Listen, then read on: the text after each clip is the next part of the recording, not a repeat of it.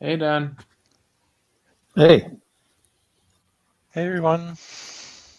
Hi, Vanessa.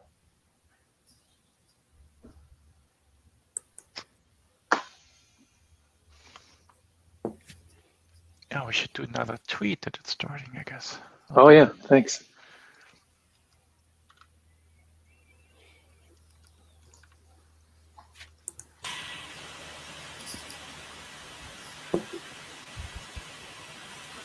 Oh, hi. Okay.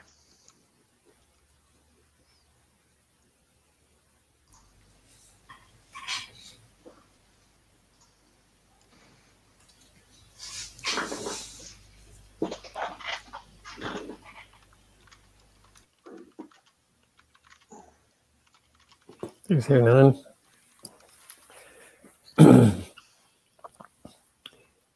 We just had a great meeting with a bunch of Hernan students. Mm-hmm. I just wanted to add, Dan, that after you left, we kept talking for an hour and 10 minutes. That's great. That's great. A lot of things to think about. Thank you very much. Well, you recorded it. I guess I can check it out. Wait, we get echo from somewhere. I think Ken. I've just muted everyone. You can turn yourselves back on.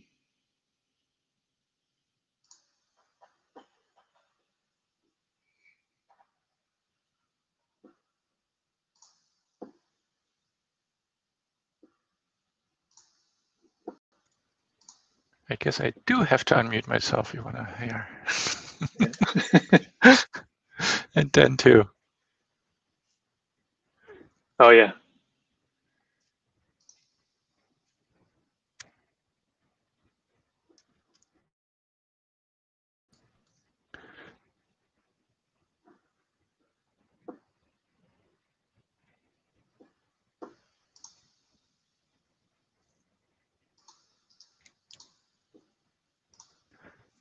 It's the left icon then in the bar that pops up when you move your mouse cursor down.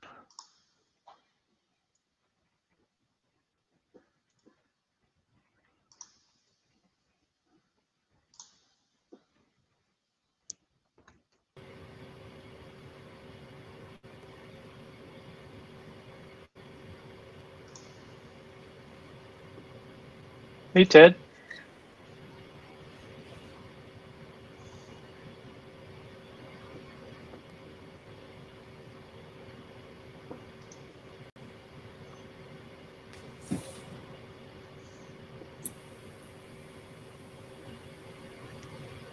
There we go.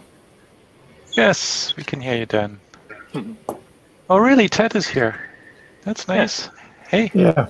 Hello, hello. Hey, Hi. how are you? Good.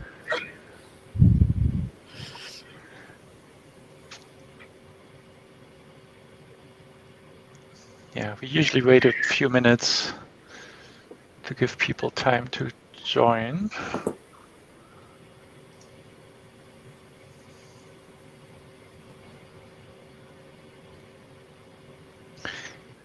Gilad, your office looks professional. Nice background. You're muted. And you're muted. It's okay. Oh, sorry. And your background is muted. Yeah, that's right. True.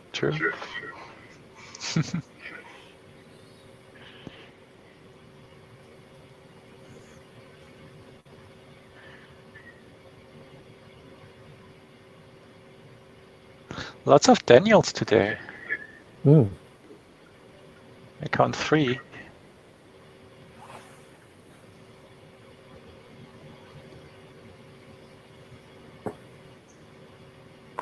Yeah, just plain Daniels.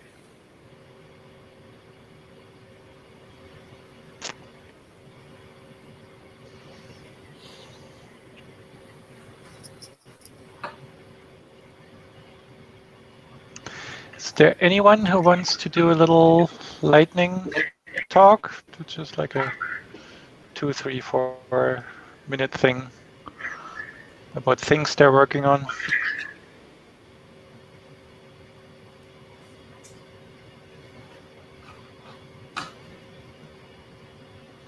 I could probably do something very lightning, 30 seconds, which I could probably stretch to a minute.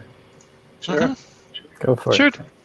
Okay, I'm using a really superannuated computer here, and by the way, I've lost the mouse, but I have a button that if I press, shows me where the mouse is for just a second. So it's going to be a little stranger, but I'm going to try to show a screen. We'll see what we can do here.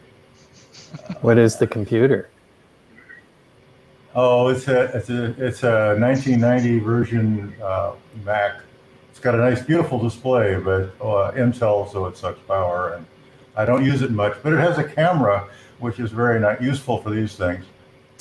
Wow! But it gets warm when the cursor disappears, so it has its downsides. So let's see. And it must have a web browser that can run this tech here. Wow.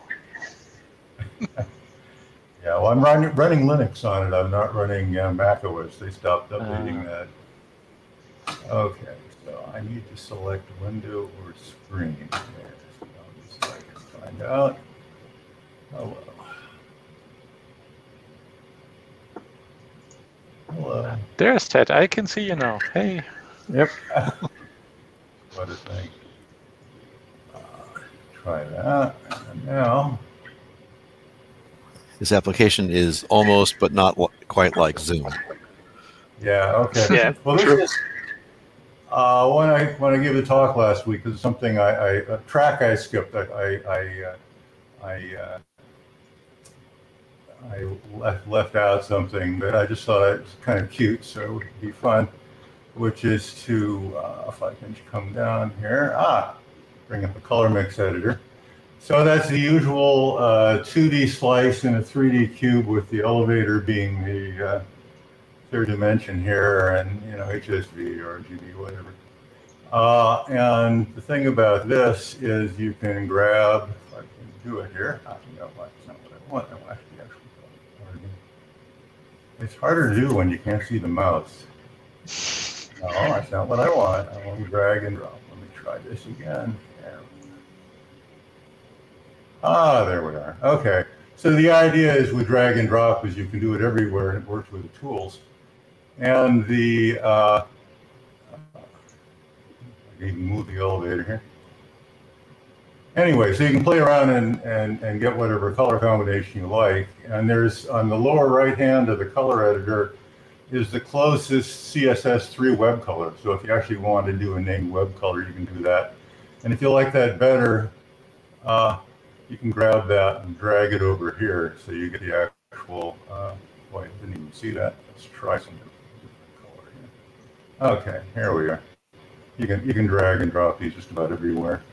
And then I'll select a different color. Ooh, that's ugly. But it just means that you can, oops, sorry. It's just handy to be able to drag these things around. It's still in the ugly range, but oh well. I'll try, at least I can show you that I can drag from one thing to another here. And then of course, back over here and all that. So I just, I just skipped that particular track when I was giving the talk last time, and I just thought I'd mention that once you get into drag and drop, then you start using it everywhere. So that was it. That was the lightning talk. Cool. Just, added the snippet that I forgot. But anyway. Nice. And I'll see if I can get back to you. yeah. And that's probably a machine that can still run the original Squeak images, the interpreter images, which modern Macs cannot. There we are. Okay. I see you again. Am I back or not? No, probably not. You need to stop sharing.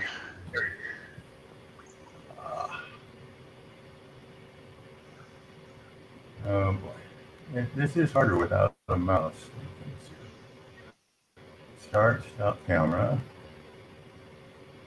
Oh boy.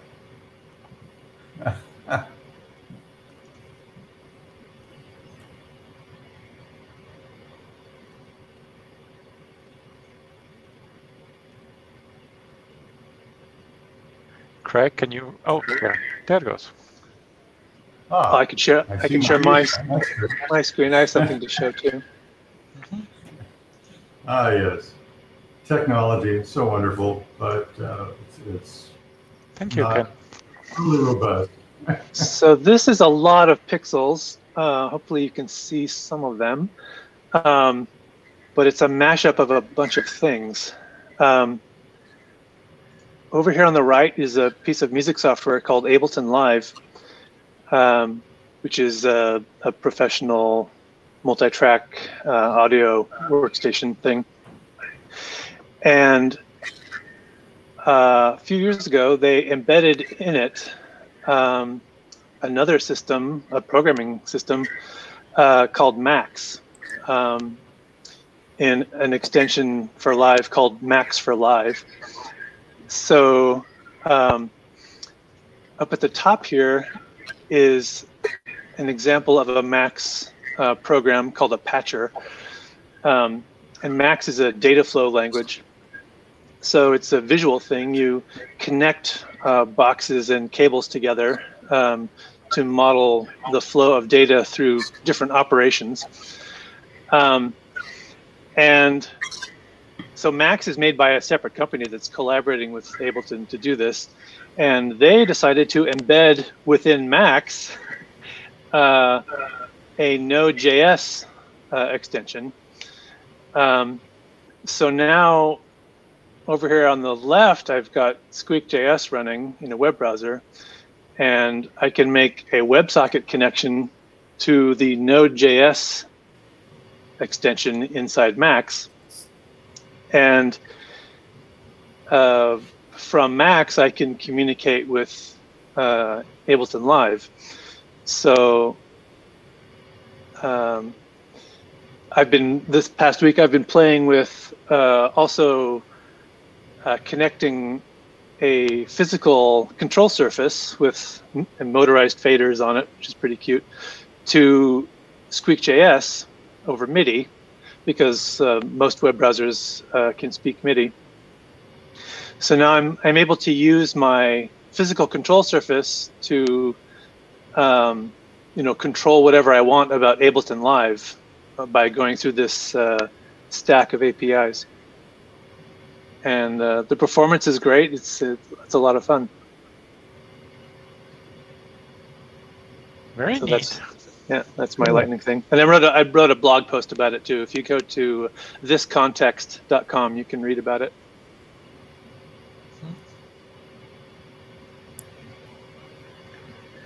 Yeah. All right. Anyone else with a Lightning update?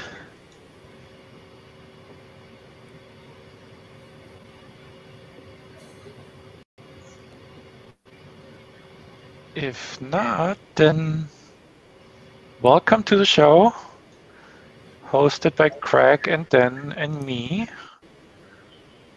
We do this twice a month, and it's all about Smalltalk, all kinds of Smalltalk. So if it's related to Smalltalk, the computer language, then talks are very welcome. And we are actually looking for more speakers for the next meeting. So if you have something interesting to tell, to show, please get in contact with us so that we can continue the show. And today's talk or chat, or I'm not sure how we actually announced it, is by Dan, who I guess needs no introduction. So take it away. Or Craig, did you have other announcements? Oh, no other announcements. Just a reminder that these meetings are simulcast and recorded on YouTube Live. And they happen every second Wednesday of the month. And yeah, today's speaker is Dan Ingalls on observations on the evolution of Smalltalk. Yeah, thanks. So yeah, I spent the last couple of weeks sort of putting together the video of not being there for Hopple, because it's all being done remote.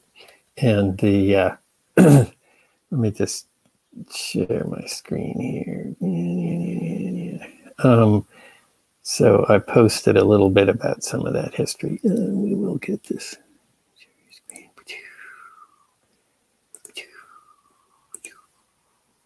And do this, maybe that should, that's kind of the history I was dealing with. Hope you can all see that. And it's quite a stretch, and I have to disclaim here, as I did there, that there's lots of other stuff that went on in the evolution of Smalltalk that I did not play a part in. And one of the biggest ones that was brought up, I should say, we just finished a fun sort of class with Ernan Wilkinson's students and others. And one of the things that was brought up there was the work from done with the Digitalk and that Smalltalk B and cool stuff that was done there. But anyway, most of what I have to say stuff about is in the I guess what you could call the Xerox lineage, the K Ingalls lineage of things that I designed and implemented with the other guys in our group.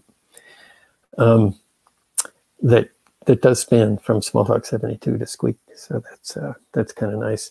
And I thought that it might be fun here to talk just a little bit about that. And just some of my thoughts about it. And let me, I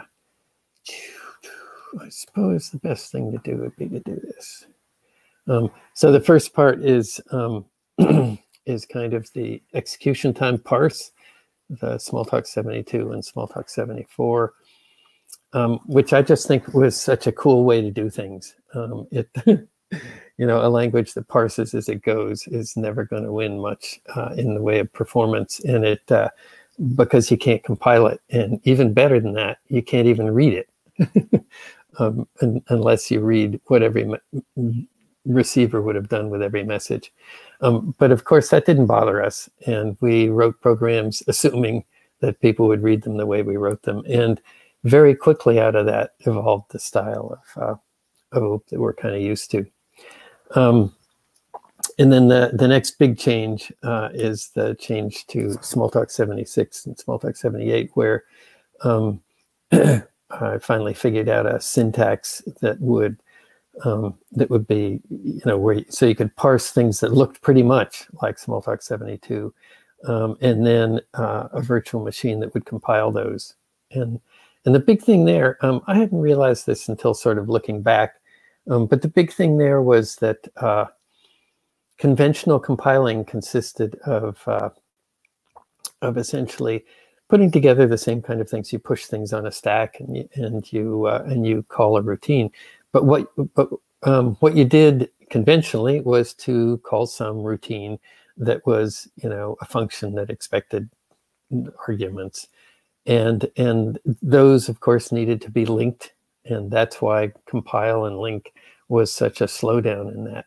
And the big breakthrough was to have the thing that you compile to be a message send that simply mentions its selector, and it gets sent to the top thing on the stack if that's how you're doing it. And that basically, you know, that stood the test of time and is the way we still do things.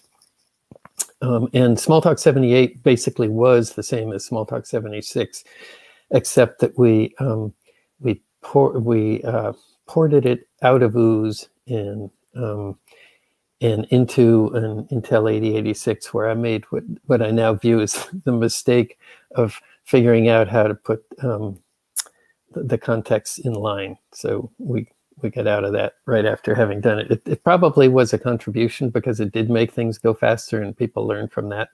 The main thing I learned from that was it's too complicated, and we went back to context as objects, and that was Smalltalk 80 then. And then and so Smalltalk 80 sort of if you look at this whole thing, is sort of kind of in a different space. The first phase was really was really about children of all ages, as Alan put it, and I love that phrase. And the second was sort of seeing how, oh my gosh, this could be an actual thing. You know, it could actually perform and have wonderful properties. And the third phase I see as being, you know, the export into the world. And Adele carried that for Smalltalk 80. She recognized, and we were learning it by giving demos out in industry, that there was a lot of suction for this thing. You know, people wanted something that where you could actually make changes right then and there in a system while it was running. It didn't take time to, you didn't have to stop for big compilations. It didn't take time to link, and you didn't have to throw away the application each time and start over. You know, it was amazing to them, and it's actually a little bit amazing looking back even. I think that was cool. So seeing that, Adele sort of moved things toward the industry release, which was great, and it kind of put Smalltalk on the map. And and then I and a bunch of us sort of disappeared from the Smalltalk scene, and a lot of that work sort of continued without us until we kind of reconvened around Alan and another run at the fence, as you would say it, for children of all ages and learning, and we did Squeak, and Squeak wound up being much neater than I think we thought it would. Where the main thing, it sort of was an accident. Several of these things were accidents, but the accident here was we just wanted a Smalltalk that we could where we could control our software destiny as before. And what was the simplest thing that could possibly work? Well, the computers were much faster than when I left, and it seemed like we could just run the reference interpreter in the Blue Book. Woohoo! And all we needed was an image. Well, we did have the Apple Apta image that I had put out that had no strings attached, so we should be able to just load that up into something like VisualWorks. Woohoo! And we did, and got it running in a week, and then the rest sort of unfolded. And if you're interested in this stuff, the Back to the Futures has all that history in it. But it worked out so nicely, and the key to that was that not only just getting it to run that way, but actually then being able to use this slang, as we dubbed it, which was the Smalltalk that doesn't really use sins. So you could have all the nice debugging machinery of Smalltalk, and then just push a button and turn it into C. So that worked out really nicely, and it enabled us to do things that I think we never would have even attempted. I never would have attempted Warplet, that's for sure, if it weren't that simple to debug and work with, and all the cool stuff that Andreas did with Balloon 3D and all of that. So that's the history, and a nice way that it worked in the class was just for people to ask questions, and I might just sort of periodically stop and ask for that, and then I can inject various things. The one thing that came up in class that I thought was sort of interesting. Let me just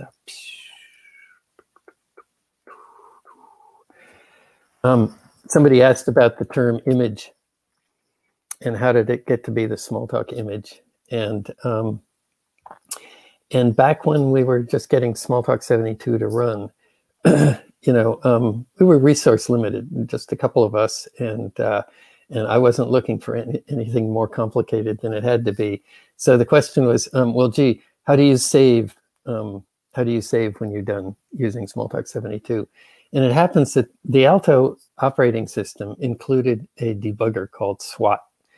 And I thought SWAT was brilliant. It may not have been the first of its kind, but it was an image swap debugger, which is something where if something goes wrong, the way you call the debugger is you write everything in memory out to the disk, and then you swap in the debugger from the disk.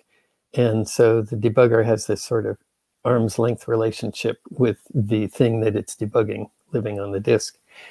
Well, it turned out that that primitive to write everything from memory onto disk was the easiest way we could possibly save Smalltalk 72. So that's what I did. And it was called a memory image. And so that was that became the term used for the Smalltalk image. And that term continued on down to this day. So let me just. That's cool. Yeah. I had a question. Did you say that you bootstrapped Squeak using VisualWorks? Yeah, it was for a little while at least. That's news to me. So Yeah. You got the Blue Book stuff running in VisualWorks and loaded the Apple image into that. Yes. Wow. Yeah, cool. Pretty much, but that was just for a brief period. We knew that we couldn't rely on that for long, so the minute we got it to translate properly, then that was when we crossed over the bridge. And I've forgotten the exact time of that, but it's the whole project went just lickety split. It was so motivating. I have a question. Yeah. I haven't heard much mention of doing things with networking or remote messaging in the Park days, which seems strange to me since that's when Ethernet was, coming into its own. Can you speak to the networking story of early Smalltalk? Not a great deal because I didn't do much any of that. But I'll let me just. I want to make sure that I'm. Yeah, there we go. Okay.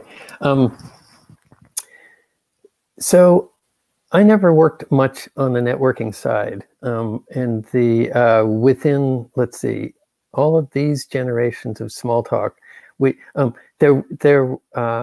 yeah. So the first thing we did in that regard, I believe, was that we put all of the sources, which had been a separate file on the disk, we put them on a server. And I believe, Ted, do you remember this? I think Steve Putz did a lot of the work for hooking that up. I don't know if Ted's hears me. He's muted right now. Okay, how about that? So John Schock did a lot of network work, even in Smalltalk 72. Is that right? Oh, that's right. Yeah. So there were some things done, and yeah, I forget who did the remote sources, but that was very valuable, especially for the note taker. I know that Steve was involved in it. Yeah. Yeah. Well, no, the note taker, I don't think. Well, maybe not a note taker. Yeah. We got as far as having an Ethernet board on the note taker, but I don't remember much being done with it other than little demos. I can tell you one thing I did with it though. This is a joke. On the note, so the note taker had an 8086 processor to run Smalltalk, which was a what was it? A 1 or 2 megahertz processor. And in order to run the Ethernet without needing lots of chips, it had to have the fastest 8086. So we had one 5 megahertz 8086, as I recall. And the thing I did a thing which is I loaded BitBlit up in the Ethernet processor and had a queue for writing BitBlit requests to it. And when that was active, it actually, the whole thing ran about 2 times the speed of the Alto, which was cool. I mean, here we are running on a chip finally, and actually running faster than this microcoded machine of the earlier generation. Yeah. So now, the one thing that this tickles in my memory about networking work is when we got Squeak going. So Squeak and Ted, do you remember who did the work on getting that going? But the neat story is that I think we included a wiki in it in the release, or first what you thing that needed worked for a was wiki. yeah, the first thing that worked was FTP, and then HTTP, and then the Georgia Tech people built a wiki, and I as a server, I think. I'm not sure. Anyway, Well, I can't remember. The notable thing was that when we released Squeak, the most exciting thing was how fast it got ported to everything. Yes. Because it was so easy to port, because all the stuff that was primitive was in Smalltalk. And I think more than half of the downloads of Squeak then were people trying to download a wiki, basically. And so that was what got Squeak spread around at first, was just making a cheap wiki. Yeah. Yeah, and you mentioned that part of why it was so easy to port is because of BitBlit, which you did for the note taker, right? Yeah. So, well, that was So there's the forces at work here were that in order to put things on the note taker, Smalltalk 76 had a lot of primitives in it dealing with graphics of one sort or another. How do you scroll areas on the screen? How do you put up characters of text? How do you draw lines? And they were all written in Nova assembly code.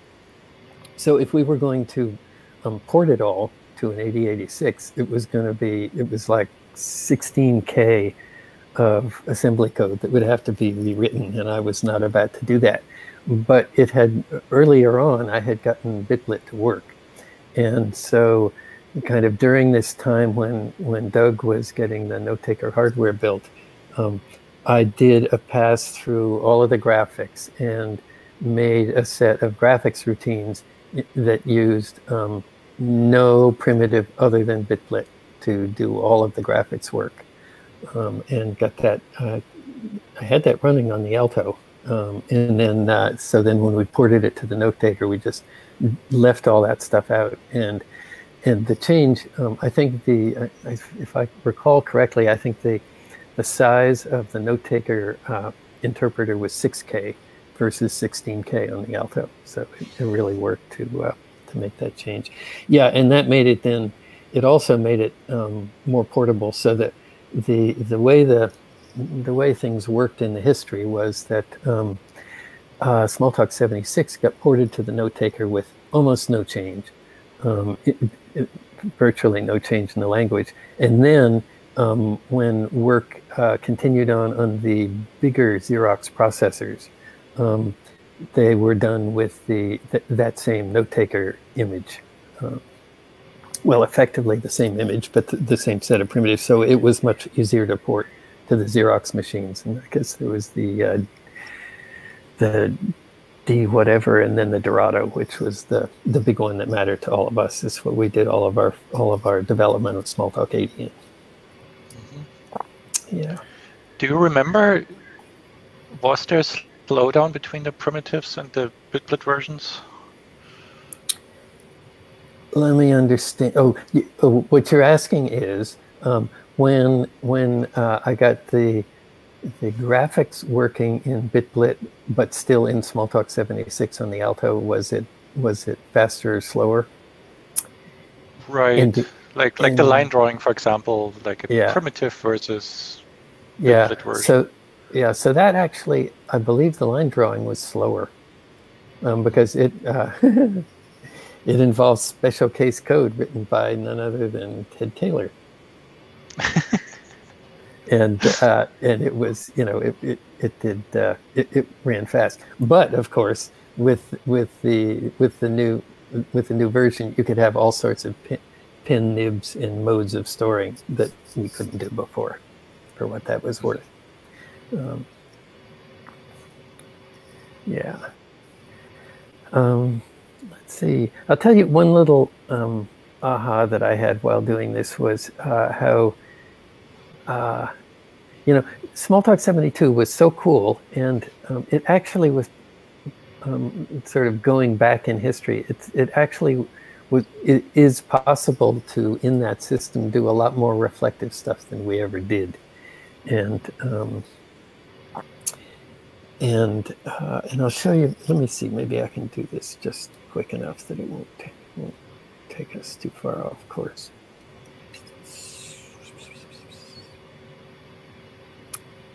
Let me first change this screen, share my screen so I don't get lost here.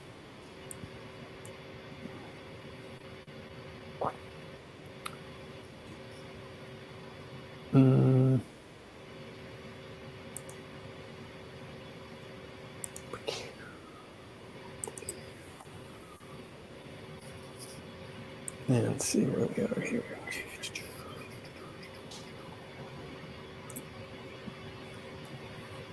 Yeah, so there's Smalltalk 72 running there. And so one of the things, pretty soon we put in points and rectangles, and I love it how simple this stuff is.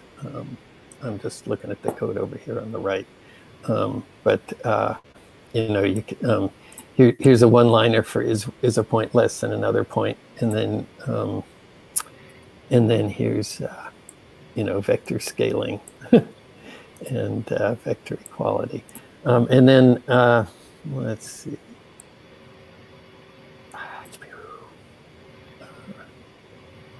And then rectangles out of that is another, you know, just a few lines. And then with point less than defined, you know, rectangle containment of a point, it's another one-liner. It's all so simple. And then, yeah. And then if you wanted to have a window, this is about all the code that you needed, and I'll just make it get typed in here.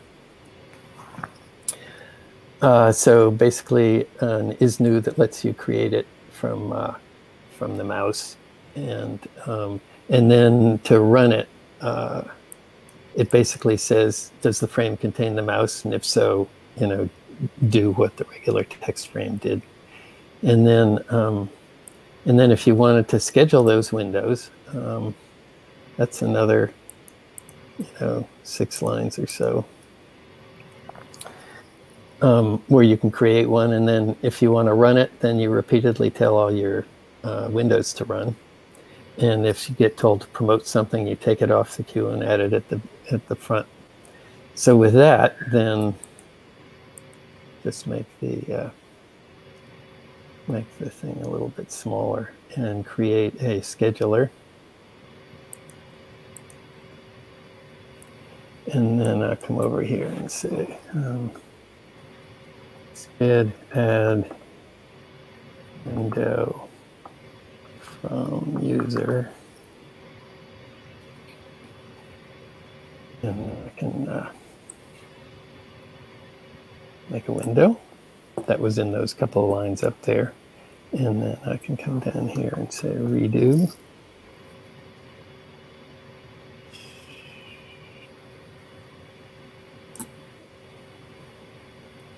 And redo. So this is stuff that we didn't really play around with that much, but it's so easy to do if you sort of used to this. So now if I click in one of the, let's see, and now I've got to, of course, tell this bid to run. That was that other line of code. Okay. Now you've now got an active window. And here you could do show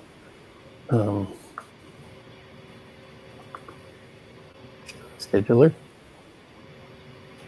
And so my point here is that, let me do this.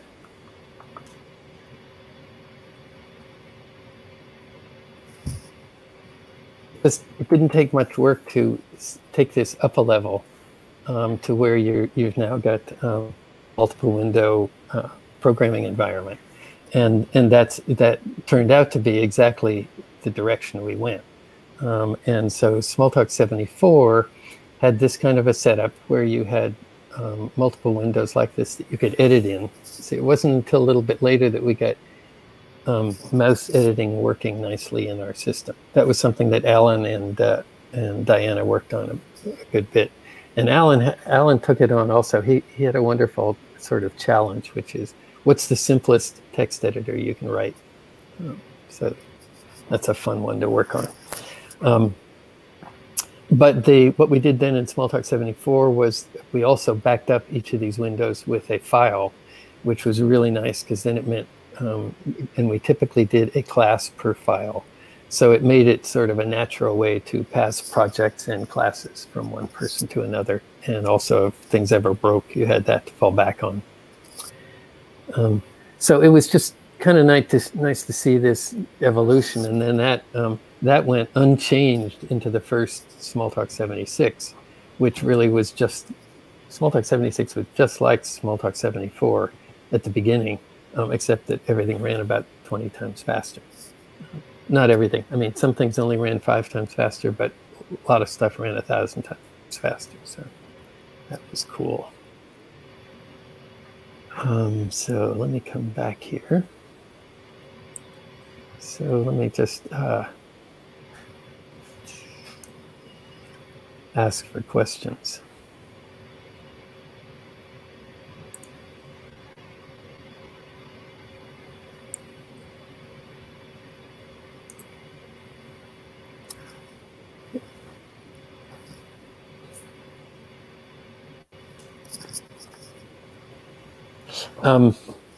So any questions at this point, or I can go on to sort of another topic? Let's go back and see where we are in terms of history. Oh, well, then that's about Ooze. Let me just say a couple of words about Ooze, because I think Ooze is so cool, and Ted's here. So Ted and I worked on Ooze. Ted really had the main idea for it. So the Alto memory was 64K words, of 16-bit words, of which 30K was, oh, wait a minute. You need to see the screen. Just a second.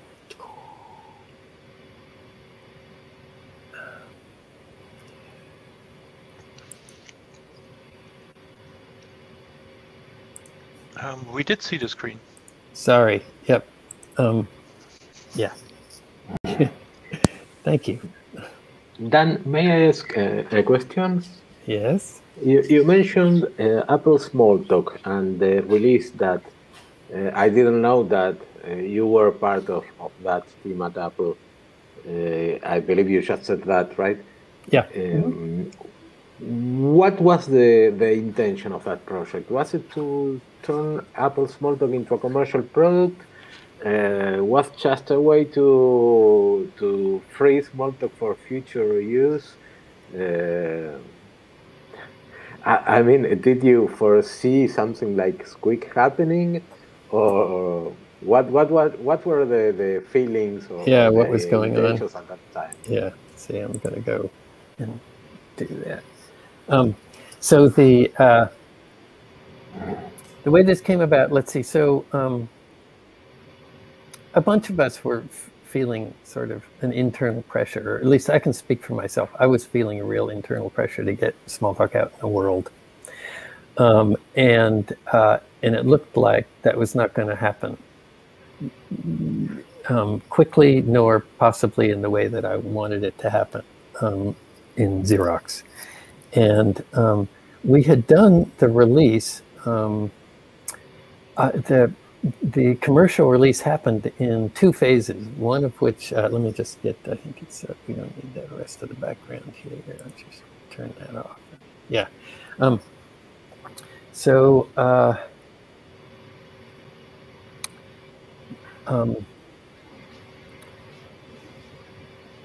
The release happened in 2 phases. The very first one that went out free to 4 companies. I think Apple, HP, Digital, and Tektronix and maybe one or two others. And with no strings attached, just to get them going. And then I think, you know, it was realized that, oops, maybe we better control it a bit better. So a new version of the release of that Smalltalk release was made with a couple of things in it. I think it had in multiple inheritance that Alan Borning and I had played around with, and a spelling corrector. And Apple, and maybe some others, but Apple elected not to take that because that one had strings attached. You could not redistribute it without going through Xerox. And then at about that time, let's see, Alan had moved to Atari and then had moved to Apple. And Larry Tesler had moved to Apple. And somehow I got convinced to move to Apple. So I did, and I made it my sole project there, my sole priority to pick up the version 1 release that was there and get it out however I could. And there wasn't much interest in turning it into an Apple product. I mean, at that time, Apple had a pretty strong push on, let's see, well, QuickDraw and Pascal and things like that. And so it didn't make sense probably. I think it was the right decision. But I picked that one up and worked on it hard and got Mark Lenzner on the team and several other people. And so we quickly did another spelling corrector, and then we made it work with a one-button mouse. That helped a lot. And then put it out through the Apple Programmers and Developers Association. And it became a sort of a hobbyist thing. We actually got it to run on the little Mac with floppies, which I considered to be a triumph. And then for a couple of years, we just did various things with it. I worked on Fabric with other people there. And Ted, you were around there then, weren't you? Or did you do any of the work at Apple? Yeah, I didn't come until '85, and I didn't ever work in your group. Right. But I, of course, yes. But so I worked on HyperCard then next. That's right. That's right. Yep. So that at least is how the stuff evolved with the Apta image, and it was great to have that around. Except that, you know, when it came to doing Squeak, there was, again, we were faced with the question: we're not going to rewrite that pile of 68,000 assembly code, but we got away even easier this time by having the Blue Book reference interpreter, and in fact, it's even easier than having, you know, we thought, oh, well, we can just type it in. Just type it in. It's huge. But it turned out that Mario Walchko had his class at the University of Manchester type it in earlier for an experiment that he did, and they gave us that code. So that we keep chopping weeks off of our schedule, and brought Squeak up on its own really quickly. Thank you. Yeah.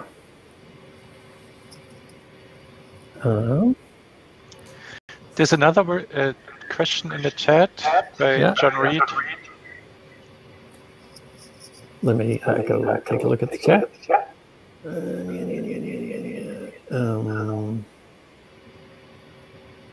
Come on, Dan. Where's the chat? Here it is. Were there any users playing with the various versions of Smalltalk as it evolved? Yeah. So, well, let's see. That's a very general question. But the Smalltalk 72 had lots of children users with Adele and her classes. And they did remarkable things. Well, there were younger kids and older kids, but they did. I remember animation system that that sort of animated a horse race. And then Steve Putz, who was a little bit older, but he picked it up and proceeded to do an electrical circuit simulation, which was pretty good. And Bruce Horn, who later was a significant figure at Apple, but I can't remember what he did. Do you remember what he did, Ted? It was something pretty. Oh, it was like a flight simulator. Yes, yes. Yeah, that's right. So yes, but in terms of lots of users, the answer is no. And there were even less users of Smalltalk 76, 74 and 76. Well, that's not totally true. We had Danny Barbro, you know, the Pi system. That's right. Yep. Yeah. So Danny Barbro and Barbro and Joshua Goldstein. That's right. Yeah. Joshua. Yep. So but not Joshua. Ira Goldstein. Ira Goldstein. Yeah. There are several things written about what they did, and ThingLab was done, and Alan Borning's work. And there was an early system done that was an information retrieval system done by Steve Wire and Alan Kay that actually the Xerox library used for a long time, basically until they couldn't get maintenance for their Alto, I think. Yeah. And then, of course, the big burst in numbers of users was when Smalltalk 80 got released.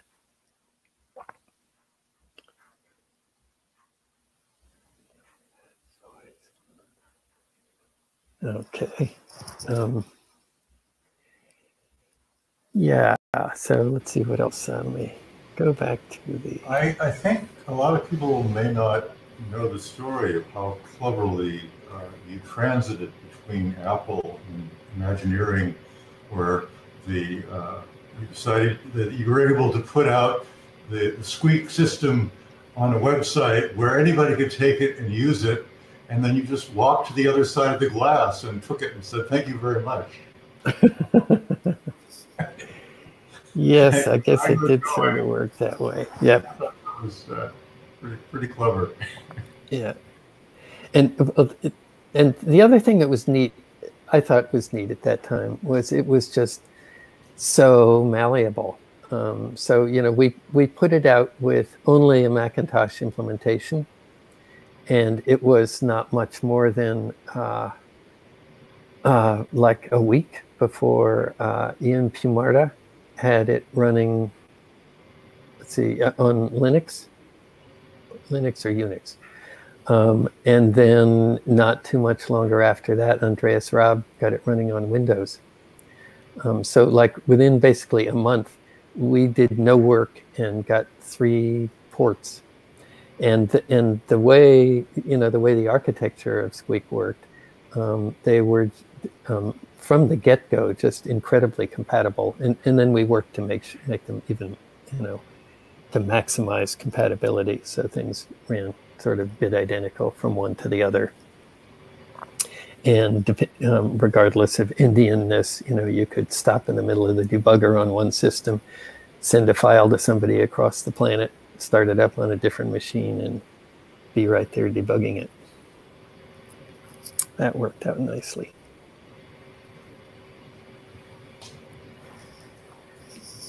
I have a question, if I may. Yeah. So Smalltalk's approach, I'm a bit of a Smalltalk outsider. I'm very excited in learning about it and getting into it. The approach seems so unique of having the editing environment and your source and debugger all running together in the image without barriers. Over the years, have there been other programming environments that have tried to follow this approach, or has it been pretty much unique to Smalltalk? No, I don't think we can claim that we're the only system like that. Yeah, I've screwed up my screen here. Let me just get back to... I want to get back to where I can see who you are. From a fairly early time, the Lisp environments were that way, and I mean there are a number of things that we did nicely, but that Lisp had actually already done nicely, and just as we grew with the with our sort of window and dynamic editing environment in Smalltalk, the work on Interlist was coming along pretty quickly with Larry Masinder's work, and who else worked on it? Several other guys. And other systems like that, I don't know. Other people on the list probably have a thing or two to say about that. Yeah, Oberon from Nicholas Weir's probably was very closely inspired by that. Yes, that's true. Yep. APL also had images very similar. In APL, you save the whole image and load the whole image. Yeah, and I should say something about that. So APL was a real inspiration for us. Both Ted and I had loved APL, and APL had this nice aspect of what they called a workspace, which preserved the values of all your variables when you saved it and brought them back. So that was high on our list of values in terms of how we did this, the Smalltalk and later images. And also it had an effect, what's special about infix? Well, not much, except it really is special, and it's really nice if you integrate that nicely. And APL does do that, and that was inspiring to us as well. So that's why infix got preserved through the syntax as it evolved from Smalltalk 72 to 76.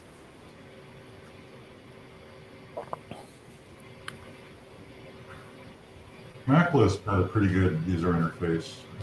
I recall it being in one image, but that was a nice debugging environment. Yes, yep.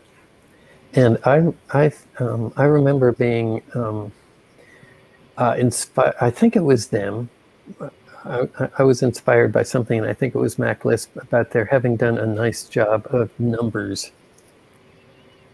Just the care that they took with various aspects of numbers, and I got really into that. That's why you can do any base floating point number. It's of no real value, but it's kind of fun.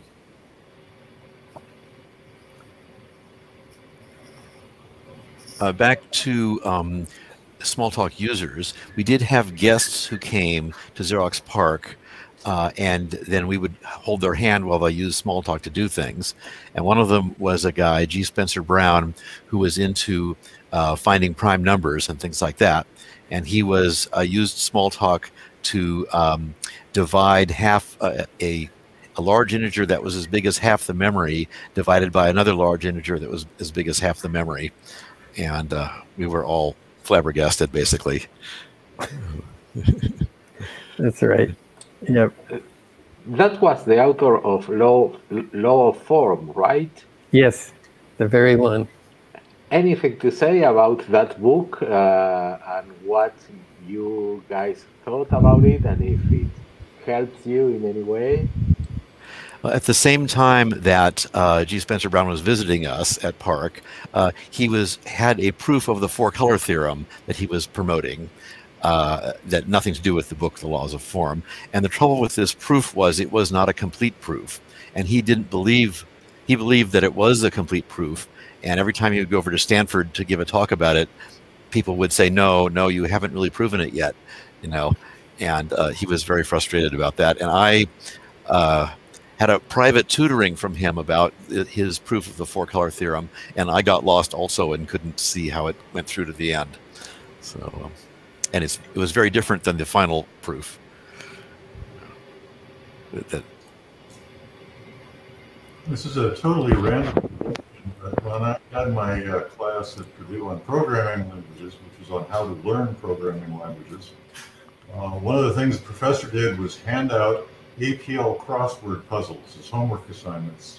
Because in APL, you could do things, you slice the dice at 86 different ways. Okay, 16 across is a function that does this, Anyway, it was fun. Yeah.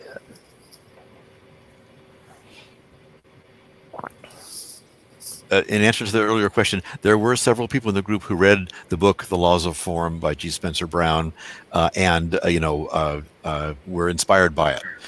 I wasn't one of those people, but there were several others, like Dave Robson. Yep, for sure.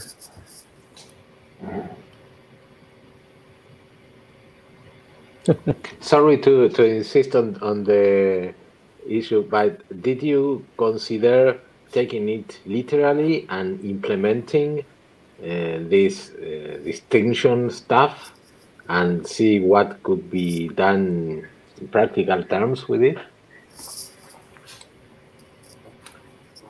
No, I certainly didn't. I mean, I for a little while I was kind of thinking that way, and I think there's one of the Byte articles I read has some of his language in it, but no, I never saw how to do that. Although it's interesting, you know, our the way that the way we did conditionals early on. We just had false and everything that was not false, and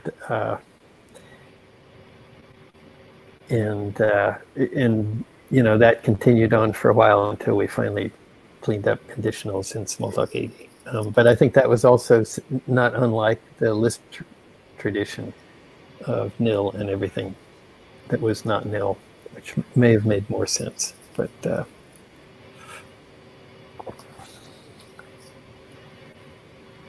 I had a lot of fun. Doing the getting conditionals to be symmetric, whether it's the right way or not. But this was sort of my job, or one of my jobs in doing Smalltalk 80, and you know, it's kind of messy if you look at it. At first, you think, oh well, let's see, how am I going to do if? Well. I'm going to take the first argument and test if it's true, but then you're using if again. And it worked out so beautifully to turn it around to being if true, if false, being a message to a Boolean, and then having two subclasses that implement it differently.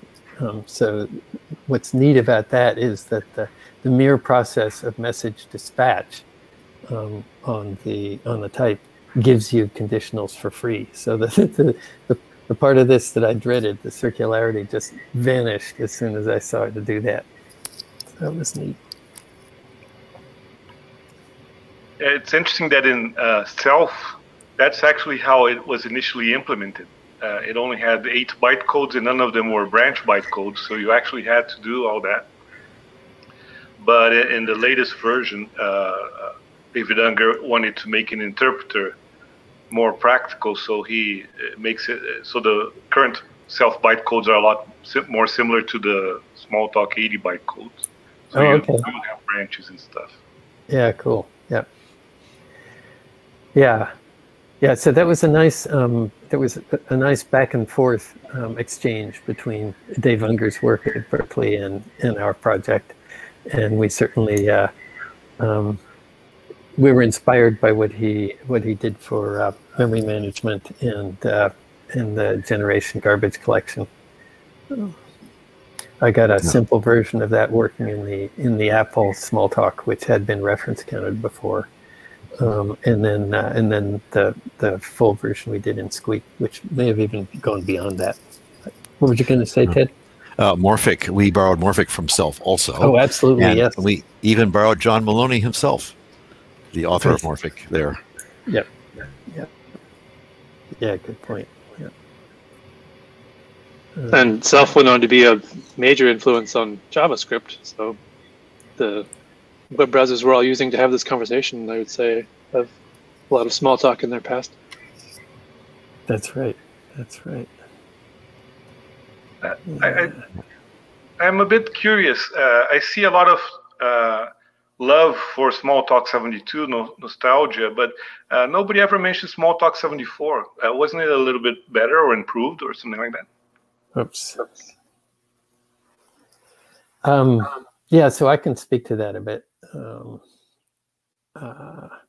Smalltalk 74 the main thing that made Smalltalk 74 neat was that was the ooze memory, because we were up against it with Smalltalk 72. When you started, you had 10,000 free words. Yes. No, that's not right. Let me just do this here. Anyway, in fact, that was going to be the slide I was going to show. Let's just do that.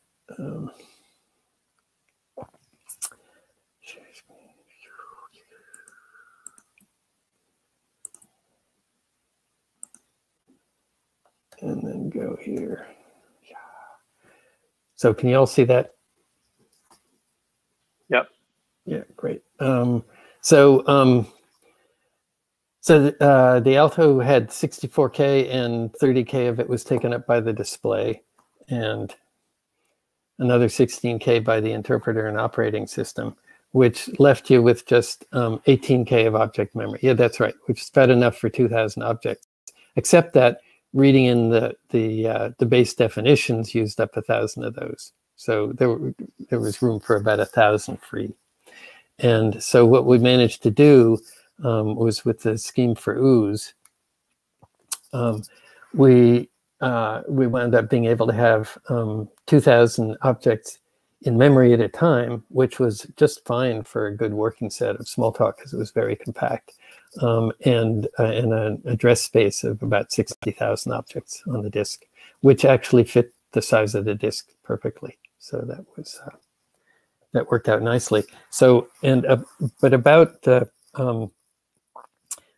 Smalltalk 74 itself, it was almost identically the same language. So it used the same token parsing, and that meant that it was slow. We actually did put in method dictionaries, so that was good for organization. We thought it was going to speed things up because you could dispatch on the message, but it turned out I already had special case code that would go zipping through the token tests, which went about as fast as a table lookup for the size we were working with.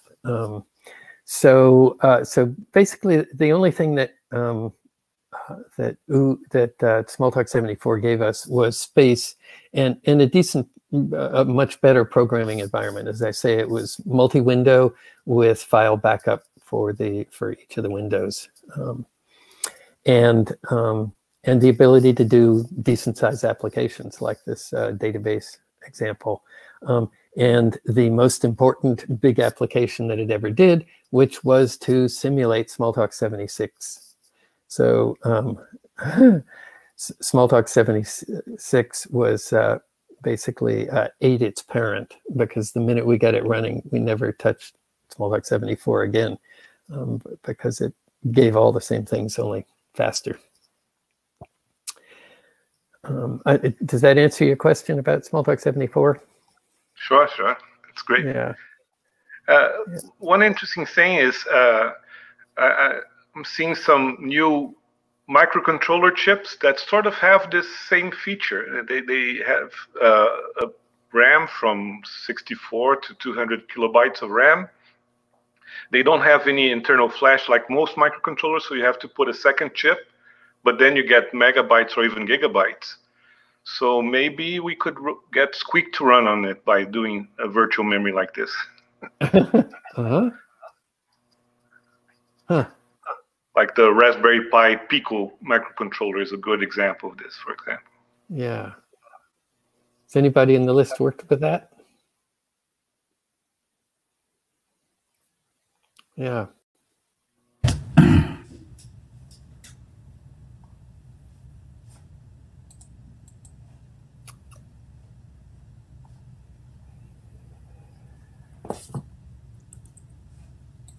Yeah, the Pico has 264 kilobytes of RAM and can handle up to 16 megabits, megabits or megabytes? Megabytes of flash.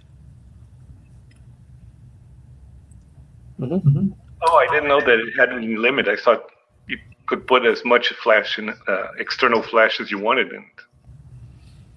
No, it's the limit the number of pins that can come out of the package as usual.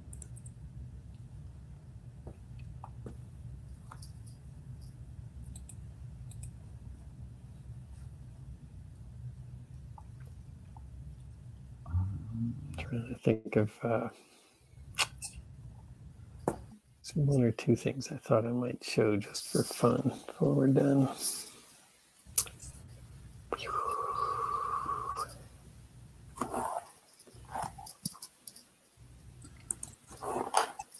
Yeah, what it does have is dual core and up to 133 megahertz. So I suspect that that's enough to make a quite fast, tiny Smalltalk system these days.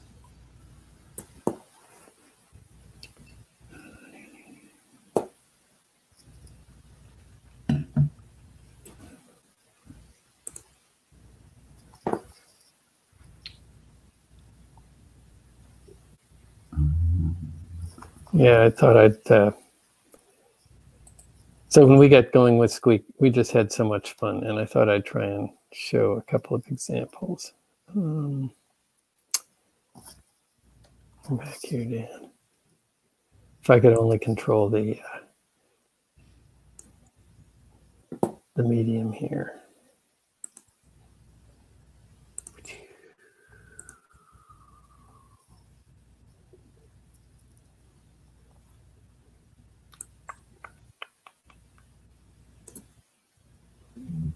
So I don't know what I would do without Squeak.js. It's so great. Unfortunately, the normal Squeak interpreters are not working with the max 64-bit stuff.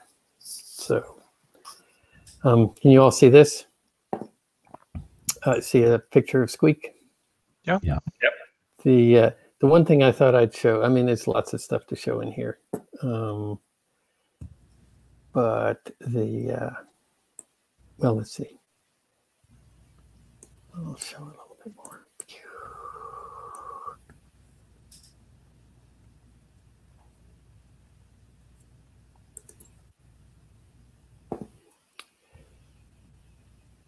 Well, you guys are all familiar with most of the Squeak stuff, but I'll the one that was always fun for me is this.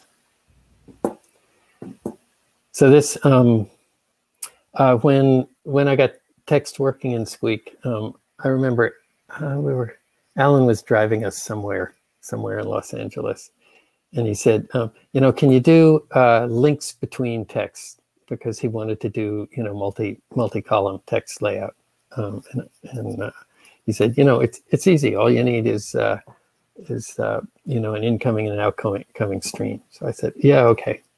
And then he said, in typical Alan way, and you know, while you're at it, you know, maybe you could adjust to the outlines of the container. You know, it's just a container, and then while you're at it, if there are things in the container that are in the way, you know, you just need to run around those. So I came up with this completely hacky way of doing it, which was actually to use BitBlit to figure out where the lines of text would be. We don't need to go into that. But at least, you know, if you go click in this text now and type, it does what it should. You know, so Alan appreciated that, and then I got this working, which is so that it will actually run around there. And in both columns. And then the most fun thing had to do with mixing this with eToys. So I don't know how much you guys know about eToys, but you can, for any object in Morphic, you can get one of these control panels, and you can tell that the ellipse to go forward by 5. Just by clicking here. I think you can. What's the problem here? Yeah, there it goes. And you can drag this. You can drag this out into the world and get a scripter that's got that in it. So now that script, now whenever you push on this, will run. And you can put turn by here, put that in there. So that now if I run this, now the script does that. And you can set the script you can set the script to ticking automatically like this. And then it's sort of alive wherever you put it, including in the middle of text. So I thought that was sort of cool that all just worked out. Applause. Yeah. And it's that is amazing. And this is one of those times when, in terms of math and programming and what we do, it's cool, and yet it's exactly, we shouldn't be surprised. That's what it should do. So enough of this funniness.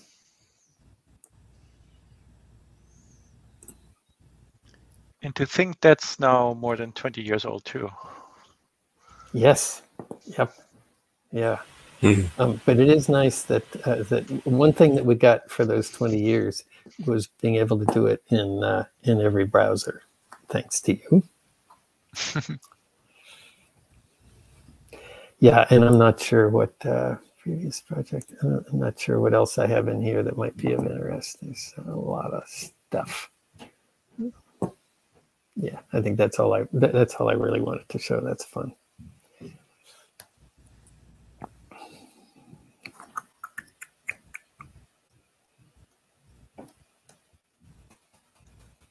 All right, thank you. It's probably a good time for people who are ready to leave, and I can stick around for a little bit more if people want to ask questions. Yeah, if anyone has questions, speak up, or if there's too many questions, just put your name in the chat so we can call on you.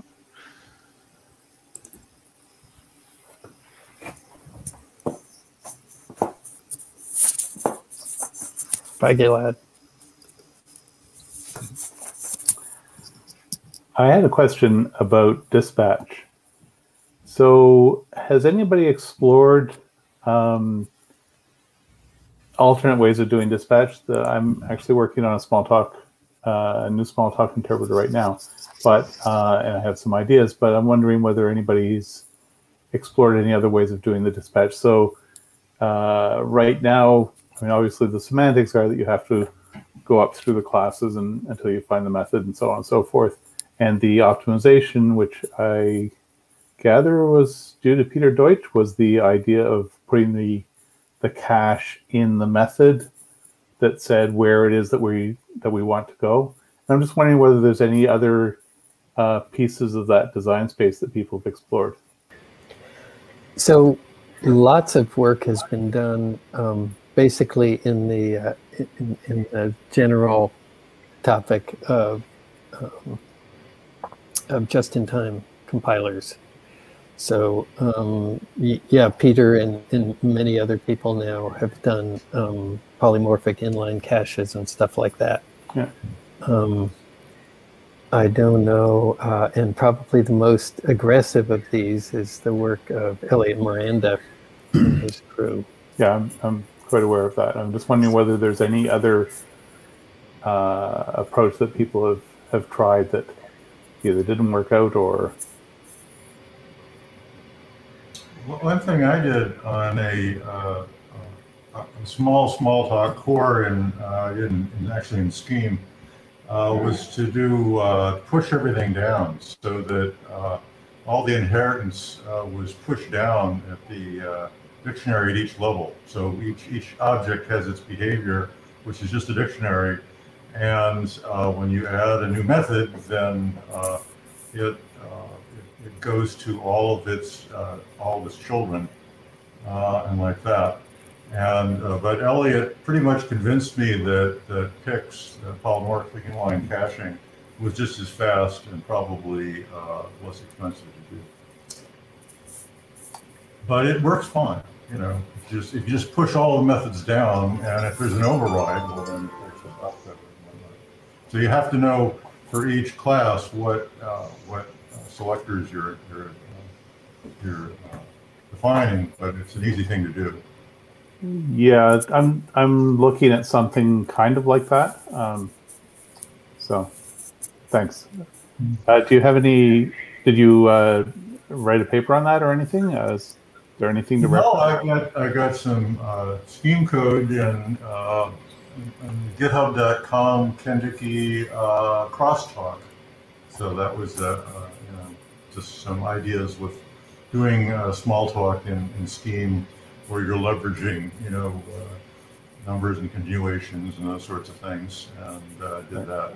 Just kind of playing around, nothing formal there. So I'd be happy to chat with you offline if you want. Sure, that'd be great. I vaguely remember from many years ago when C++ was starting to get popular, especially with people that thought it was going to be a cheap, free Smalltalk, that there was a fair few people arguing about using the same sort of vtable technology to try and make Smalltalk-like systems faster. I don't think it ever really got anywhere. Yeah, one of the challenges is that the vtable, so in Java, for example, object has 8 methods. In a modern Smalltalk image, object has 400 methods. And so pushing it all down to all the classes just doesn't work. Clearly, you have to find a different way of doing that. So that's what I'm looking at.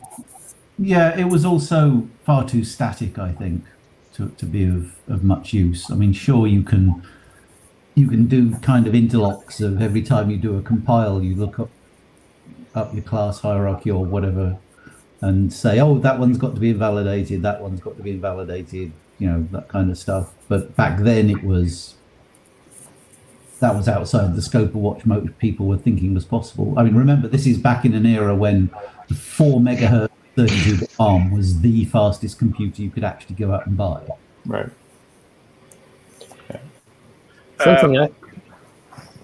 Sorry, I was just going to mention that last year we had an event on ideas for virtual machines or something like that. I think it was in this group or a related group to this. And I presented an alternative design, which I didn't implement, where instead of going through the classes, then looking for the selector, for the selector, I created a circular list with all the methods associated with that selector. So given the selector, and then in the method, I'd have a pointer to so it was a circular list. It points to the place where that message was sent the last time. So it's a variation of the inline cache from Peter Deutsch, but it was supposed to be integrated in an interpreter rather than a compiler.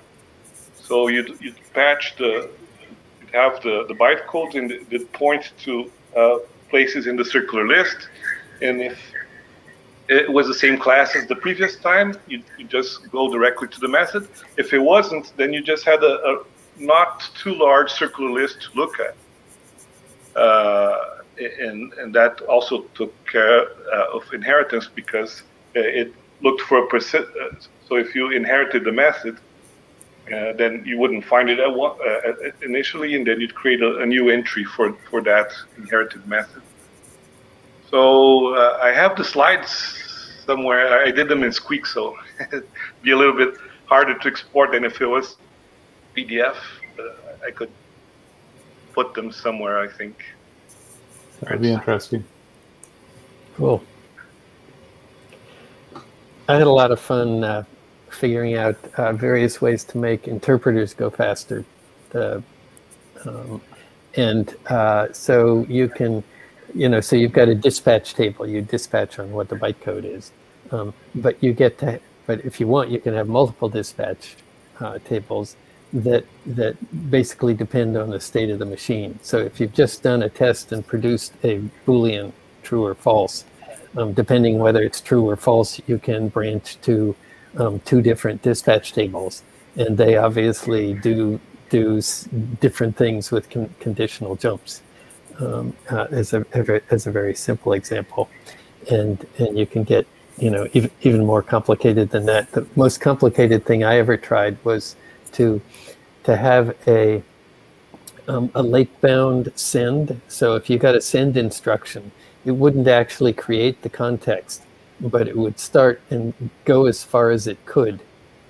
So for instance, if actually all it was doing was returning the second instance variable, it would get that far and do a return and never have to have created the context. So having a different, so basically you had one dispatch table for whether the context had been instantiated or had not. So there are all sorts of tricks you can play in that space too. Yeah, yeah.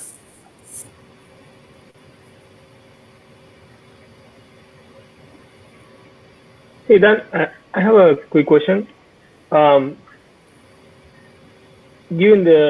all the evolution that you mentioned that you guys went through, is there anything that I don't want to say regret, but maybe you say, man, I wish I would implemented that idea, or maybe bring an old idea back to a new Smalltalk, let's say, I don't know, bring the Smalltalk 72, the way the parser works on newer Smalltalks. So you're saying, I wish back then we had known about this thing, or are you saying things that might be valuable now that we learned back then? Or... Oh yeah, let me rephrase. I guess I wasn't clear. What I tried to say was, is there any idea that you didn't get the time to implement that you thought was cool back then, and maybe you would say, oh, I wish I have done that at that time? Oh, there's lots of stuff I wish I had done at that time, yes. Yeah, so well, with Smalltalk 72, and this is something I still want to do, and if you look on the Smalltalk Zoo page, you'll see it, which is, I still want to do, you know, Alan has a spec, wrote a spec for Smalltalk 72, and I implemented it as best I could, but it was never written in Smalltalk 72, and it could be. And so it felt really good, you know, when I did the simulation of Smalltalk 76 in Smalltalk 74. That's where I got the idea of doing the interpreter as implementing context step. And that's something I could have done in the earlier interpreter, and I wish I had, and that it would be fun to do now. The only thing is that it would be, I think, back then, it would have gone totally unacceptably slowly. And plus, I don't think we would have had enough space to do it. We could have done it space-wise in Smalltalk 74, but Smalltalk 74 was actually a little bit slower than Smalltalk 72. So that one's out. But we do have, I did do a Smalltalk 72. Well, I did one in JavaScript, but that's JavaScript. But I did one in Squeak also. And that one's sort of sitting there for somebody to pick up and do this thing with. Maybe at some point I'll retire and I'll do it. That's a really good idea. It could be fun.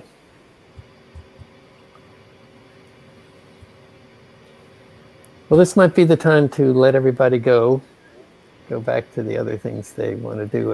I'll ask for any other last thing that anybody wants to ask or say. I think that's it. Well, bye all. It's been fun. And we'll see you in a couple of weeks. Remember to send in things that you'd like to talk about or hear somebody else talk about. Thanks, Dan. Thanks, everyone. Thank you so much. Thanks, everybody. Thank you. Okay. See you all in 4 weeks. Yay. Bye-bye. Thank you. Bye. Bye. All right.